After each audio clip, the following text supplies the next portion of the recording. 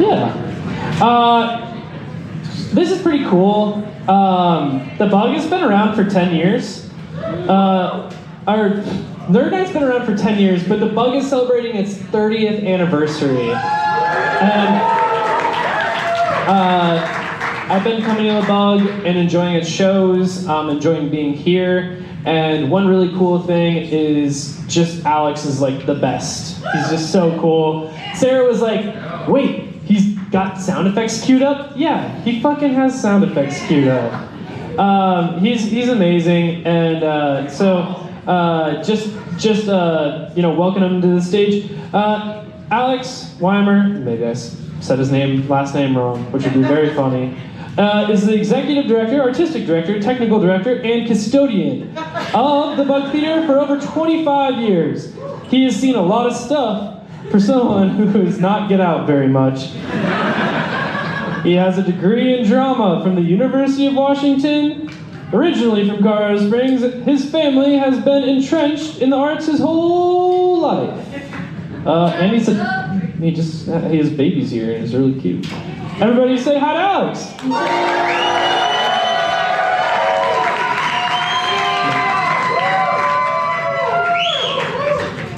Oh.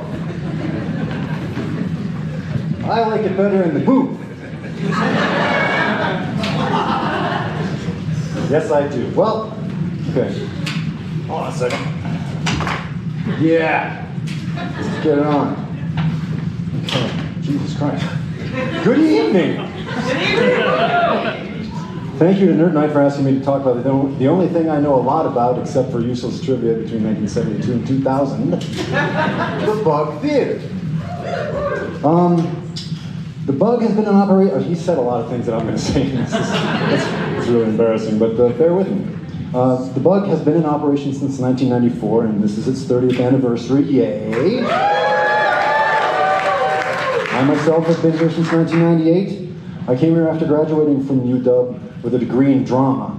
That's what they call it. 2 hours after graduating, my father ironically died at the same stretch of road where his father had a brain-injuring bicycle accident many years before.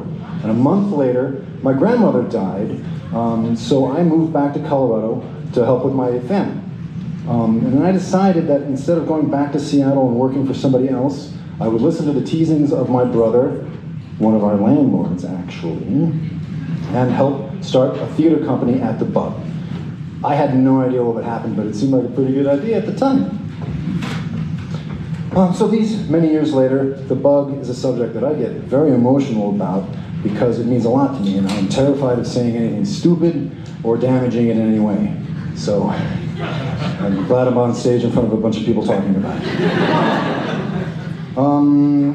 Many years ago, in fact, the board of directors asked me to never speak to the press again. But that guy was an asshole, and it's not my fault that he didn't understand what I was talking about. Anyway, a quick rundown of my involvement. Yes, I'm the executive director, technical director, and custodian, and as they said, I've worked here for 25 years, starting out as a volunteer. And by right of passage in the theater, the person who stays the longest ends up running the place. But I do love it, I really do. And this is awesome, and I'm so glad you all are here. This is really cool. Okay, so, okie dokie, let's go. We are going to do this. We're going to talk about the history, what the Bug is, what the Bug does, why it's important, and then a little gossip and some weird stories. You can decide if it's a weird story, a fact, or if it's gossip. Or I'll just tell you, because I wrote it down somewhere. This is our mission statement. The Bug is a nonprofit dedicated to helping the arts in every way possible. We are as inexpensive as we can be to rent so that you can put on your show or event, and we will help you set it up and make it fit. Over the years, it has been important for me to make this place as plug and play as possible. And we have everything here that you can possibly imagine. Theater, film, local independent film mostly, stand-up comedy, music, burlesque, drag, classes, private parties, dance, performance art, graduations, recitals, weddings, funerals. This is a sheet of paper that I found recently. As you can see, oh wait, hold on. Yeah, tech guy. Yeah. The building next door to us was the Say Chevrolet drugstore. And then this building was built sort of adjacent to it, but now they're kind of the same building, which I'm going to say later on. I really wish I hadn't said it right now, too. So this building was the Ideal Theater, built in 1911. As you can see, it had a bunch of different names. Like I didn't know it was called the Oregon ever until recently. And then it closed down in the 50s and vacant for a while, and then a church for a while. Gossip is that there was a porno theater briefly, but I don't think so. Oh, you like that, huh? That's fine. And then it was an appliance storage warehouse for a while, which is really weird because the floor is like this, so move a refrigerator up and down this motherfucker. And then it was vacant. The Bug Theater opened in '94. Here is a picture of the building from across the street. That's Chubby Aiello, as in Chubby's, and his brother Patsy Aiello, as in Patsy's. Oh, I do it with this. Yay. There's a closer story. And then you can see there's the Say Chevrolet sign. That up there says Navajo Theater. Actually, that picture is also in the lobby, if you would like to look at it. This is so nerve-wracking. I'm very calm. This is Carolyn Perucci, who co-owned the theater back in the 40s. That's the box office, which you saw previously in the picture. Can I go back with this thing? Yeah. That's the box office outside. When you came in, it's that red thing on the floor, which is kind of cool. And I've lost my place, so that's going to add some time. So there's the box office, and then there was the concession stand was in the lobby, where the concession stand is supposed to goddamn be. Right? There's nothing to be done. We can't put those refrigerators in the lobby. So according to the previous slide, the building was empty from 1980 to 1993. And as I mentioned, my brother and his wife are the landlords. They moved into this apartment across the street in 1982. So I've been coming down to this corner for a very long time. This is the coffee shop across the street, and that's what it looked like back in 1982. I am not in that picture. And that's not Justin Bieber. He's a vampire or something. One day, one of the front doors of the building was open, and they discovered that it was an old vacant theater. And then in 1993, it came up for sale, cheap. Denver was a ghost town back then. And they felt that the place was way too cool to rot or be demoed. So they began renovating it and adding it to the theater, adding a theater to the art galleries that they already helped start on the same corner. This is me around over there somewhere back in 1993. I think it could be there, it could be there. It's just fun to use a laser pointer. So, a fixer-upper to be short. You can't see it behind the screen. I don't know if anybody's ever actually seen behind the screen at Nerd Nite, but that's what the stage looked like when they first came in. And then, yeah, it's back there. Trust me. Famous iron artist Bill Guillen replaced the Bug's first sign, which was just a canvas flap tied to the front of the building. The facade that you see today was designed by my friend, local artist Ken Penn, about 12 years ago or so, 15 years ago. I'm a natural at this. Okay, so the Bug joined the 3 art galleries on the corner that would become the Navajo Street Art District, of which the Bug is the only surviving member here. There was Pirate Art Oasis, which was the bike shop, coffee shop across the street. Edge Gallery, which is was the hair salon, and the Pilates studio 2 doors down on the left was Zip 37. The neighborhood was vastly different back then. Way rougher, car break-ins all the time, some real crazy junkies and drunken bastards. But I will say this, at least the gangs knew how to park.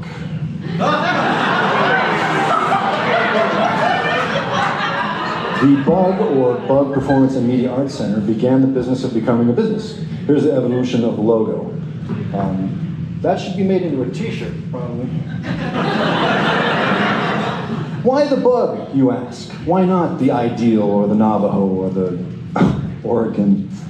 Well, the story that I heard, the one I liked the best, and was recently confirmed by an elderly woman who came to just see the place again, was that long ago there was this mobbed up guy named Eddie Couch, and he used to break balls with the owners that that there was candy on the floor and the bugs would come in the night and eat the candy off the floor.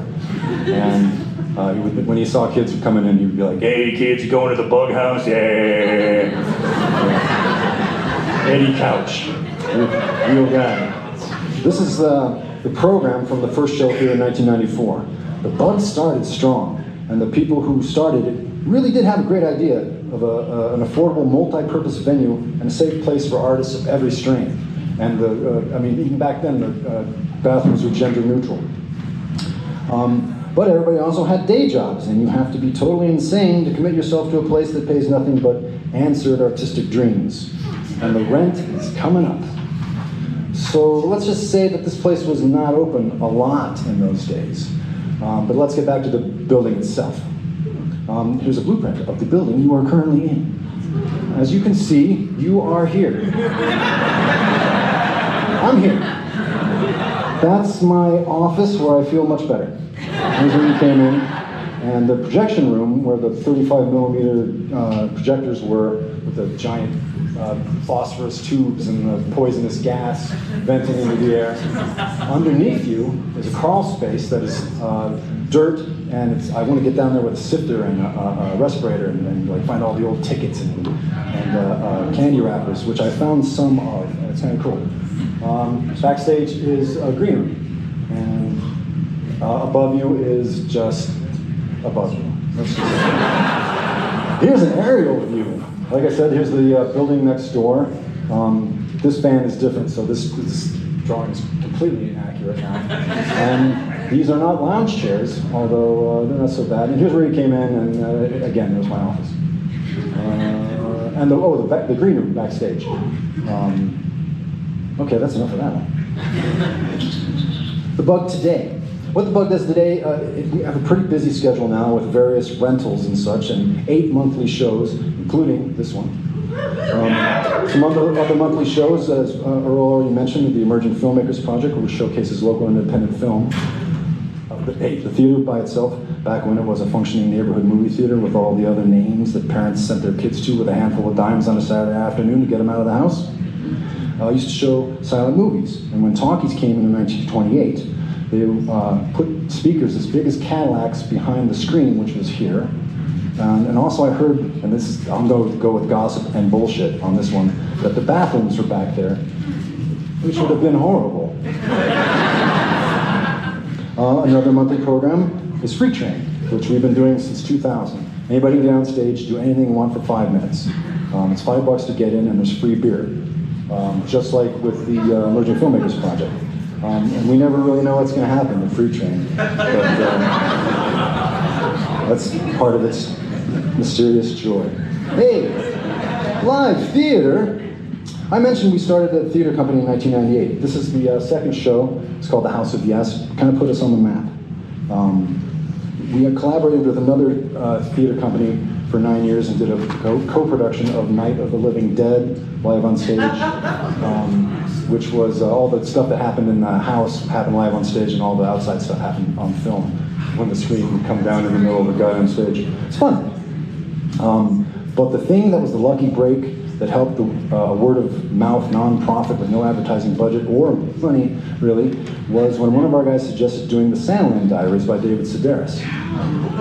The Bug ran that for 10 years, and that's how it made its bones, really. The show went from a frightfully low budget to eventually a medium budget. Cramming 10 pounds of crap in a 5-pound bag is kind of my specialty, and much like this presentation. So the Bug produced a lot of plays over the years. Here are some of them. Then we had a resident theater company for a while, which ended. Before the pandemic, the Bug Theater Company was resurrected as the Bug Theater Company.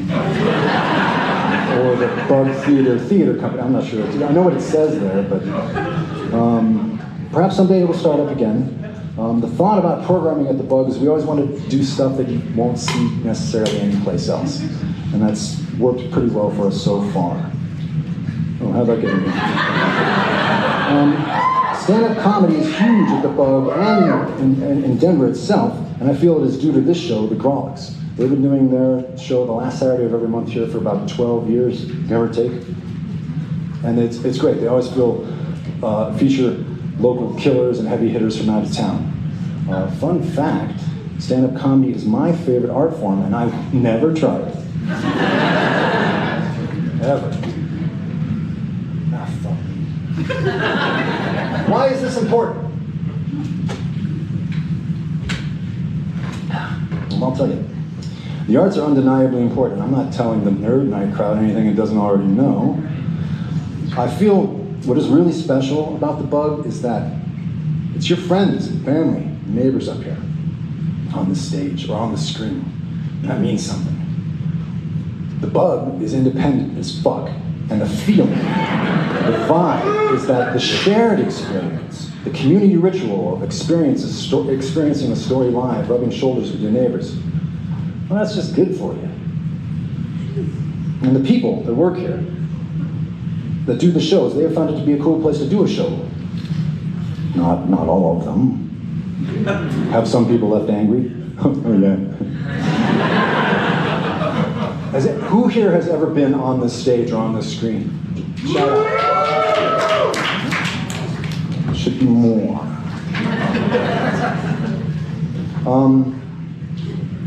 Lost my place. This place is built to help artists.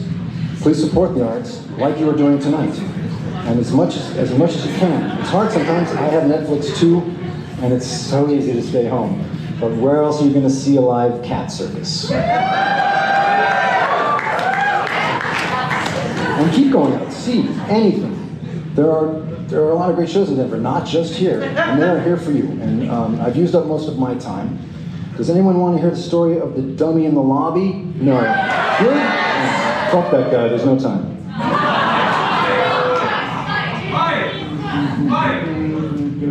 Weird story time. Some of these are gossip, or are they? Okay. This is where we go off book a little bit. Across the street in the coffee shop, which used to be a hardware store, down in the basement, there is this door. Behind that door was a platform that you can't see. Joe, the coffee shop guy, took these pictures for me, bless his heart. And then there was like a toilet up on that platform. Really weird. One day, the sons came back to the hardware store and there was a note from their dad that said, "I'm in the basement." And they went down to the basement, and yeah, he was hanging from that pipe. He must have been really short, that's all I can say. Did he leave a note? Yes, it was, "I'm down in the basement," and that's it. The last picture is from like this floor going to the sidewalk wall, which you can see there's like little narrow windows out there. Apparently there was a shooting gallery underneath there that the mob and the cops both shared. That's true, that's not gossip. So hardware store hanging. Okay, here's the, across the street is a parking alley that's now being skull-fucked into whatever they're gonna turn. At the corner of on the alley is this garage.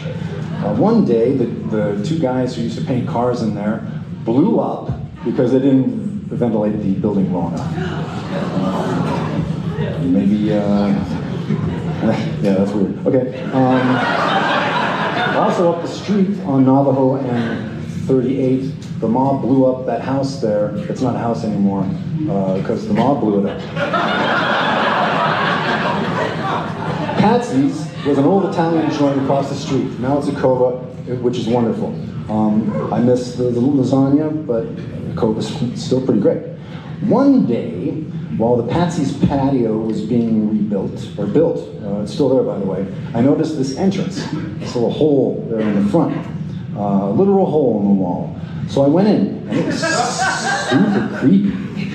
So much dirt-rich water had gone through the basement that this door here was stuck under like a foot of dirt, never to be opened again.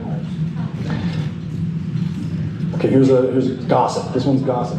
Some say that there was a tunnel that went from Patsy's to Gaetano's, which is like 4 blocks away. It's crazy, right? It's crazy. Nobody does that. Okay, whose fucking shoes are those? And he lost his sparklers. I heard this noise, the sound of being buried alive, as the workers sealed the hole where I came in while I was still in the basement. Fortunately, these stairs went to underneath the bar where WB, the bartender, let me out. Short time later, during the renovation when they absolutely gutted the place, I heard that they removed a mysterious block of cement from underneath the office floor. About the size of a human? Like these 2 that they pulled out of the parking lot dirt just a couple weeks ago? I don't know. 70 years ago, there was a couple houses where that parking lot is, and between them was a garden, a soft earth garden. Hey, speaking of soft digging, back by the couch in that corner there was I came in one day, there was a school group coming in. They were a children's theater group, and I heard this weird sound, like just, what the hell is that noise? And I went next door. The art gallery was having its front door rebuilt, but that wasn't the noise. And I went next door to the metalsmithing school, and I said, "Is anybody working in the basement?" They said, "No." So I came back in, and then the noise was even louder. And I located it, and right by the couch there, I stopped, and all of a sudden this piece of conduit just comes through the wall, and it's just being jammed through the wall. And so I hear like voices, and so I politely asked the whole, "What the fuck are you doing?" And then I heard like, I don't know what was going on. So I called the cops, and they showed up. Like all the cops showed up, same time as the kids. And so the kids are waiting across the street. They empty all the buildings, and they go to back into the backyard of this our neighbor's place. The end of their building is about here, and then there's this really narrow place that goes back to there, where some guy had just trenched himself in. He's trying to dig into the theater to steal all the valuable stuff. But I said that I heard voices, so they're looking for this other guy, so that's on me.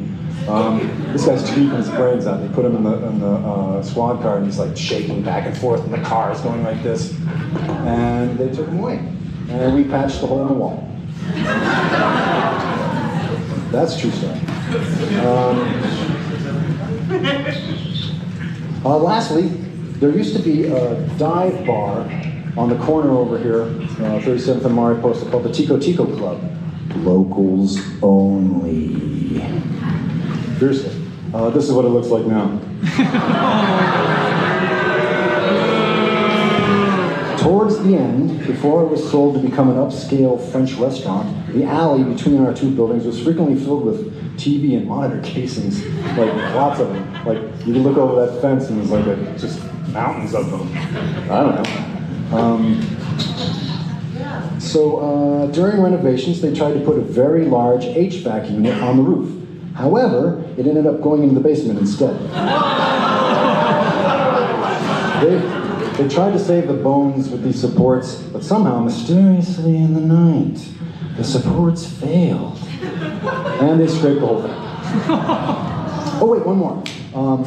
The Navajo Theater and the drugstore, the Seychelles Royal, there was a window, I think in the second bathroom, that went from here to there. It was a concession stand at the time, because they're the same building. One night, during a stick-up robbery, old man Seychelles Royal was cut in half with a shotgun.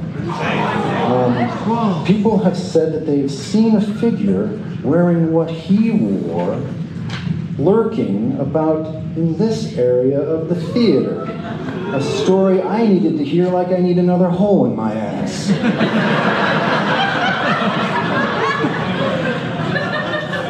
For show information and support our environmental email blog, or support our struggling nonprofits, Please go to bugtheater.org or our socials.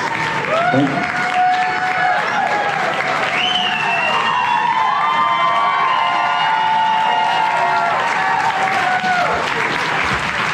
Yeah, that was fucking awesome. This all kind of started. Alex and I were at the bar across the street. We'd been doing what Sarah said earlier during Nerd Night. It's like my sport. I drink, and Alex was like telling me about the dead bodies buried under the restaurant that we were in, and I was like, "Can you please give a talk?" But I think it's only fair that we go to the crowd.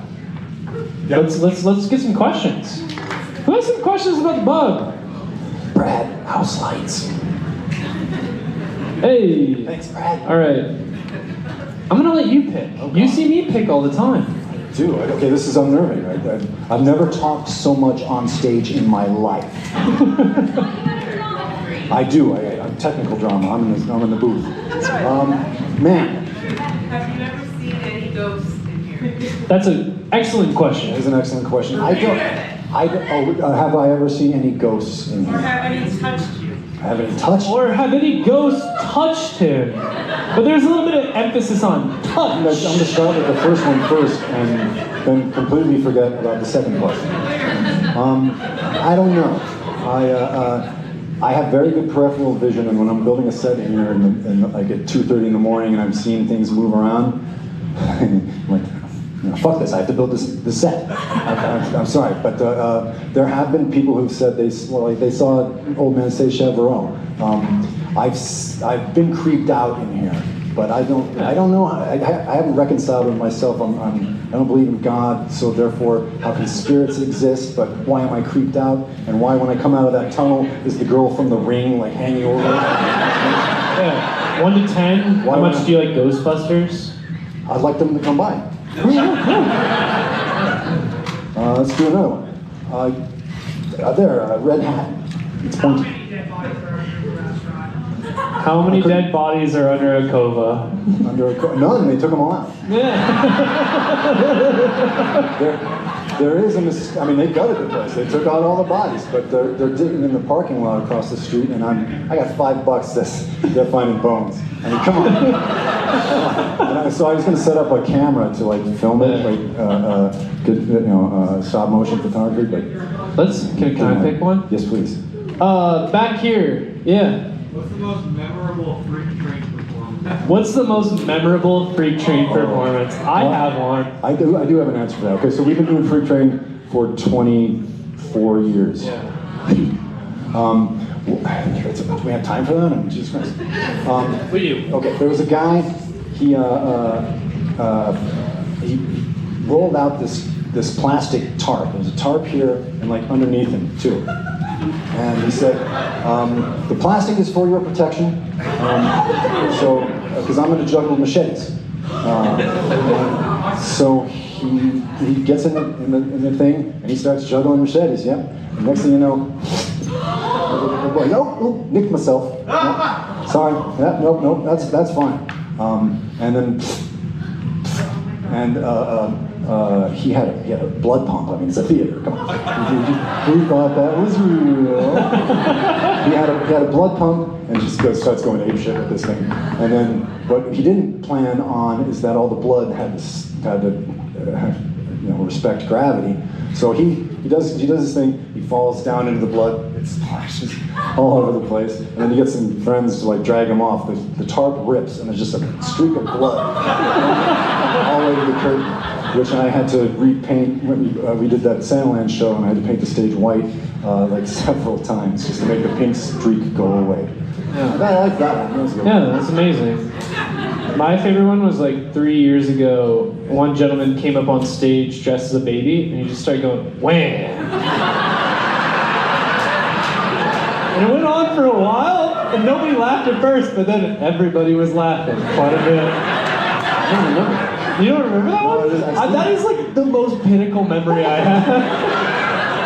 Wham! It's in here somewhere. Like a demented lazy Susan. Yeah, Freak Train's awesome. Let's give a big round of applause to Alex. Oh my god.